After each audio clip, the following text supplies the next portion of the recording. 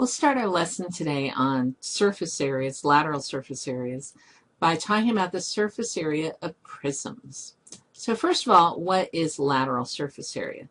Well, it's lateral, again, remember, is the side, what goes around, not the bases, but the lateral faces if they're polygons, or the curved sides if they're not polygons. So here you can see is one lateral face, another lateral face, and another lateral face. So it's what goes around the side of the solid.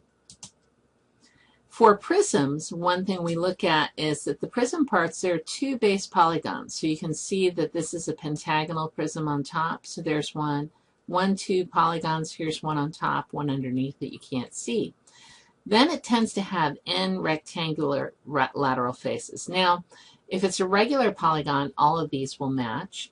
And if it's not regular, that means that all the sides don't match, then the faces might be different size rectangles. So here are the lateral surface of this pentagonal prism. And one of the things we know is that the height of this rectangle is the same as the height of the prism. So this h is the same as the height of the prism.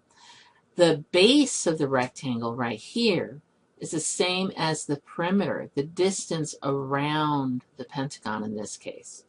So you can say that the lateral surface area, since that base is the perimeter, and it doesn't matter if it's a regular polygon or not here, it's going to be the perimeter around this base.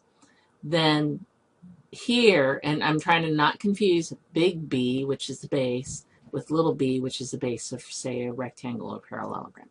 So this distance is the perimeter around that polygon. And so just to get the area, since we know that this is a rectangle, base times height, well, the base we said is the perimeter. That's where this formula comes from. In this example, we're going to find the lateral surface area of a triangular prism. Well, we know the most important thing to do is first know where the bases are. And in this case, you can see prisms have rectangular lateral faces, so the triangle is the base. And if I want to find the dimensions on that base, because I will need to know the perimeter, I go ahead and I draw the triangle. You can see one side is 12, one side is 13.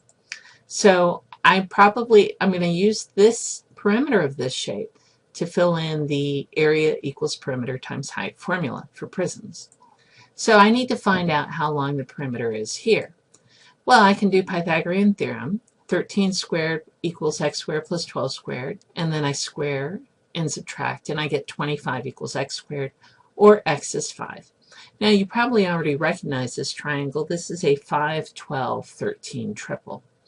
So now that I know that, I can figure out the perimeter. It's 5 plus 12 plus 13, which is 30. And then substituting into the formula, I get area is 30 times 10, because the 10 comes from the height here.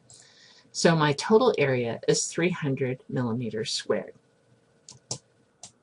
So for this section of notes, think about what is lateral surface area. Can you answer that question on your own? What shape is the lateral surface for prisms? And where does P come from in the formula for the lateral surface area of a prism?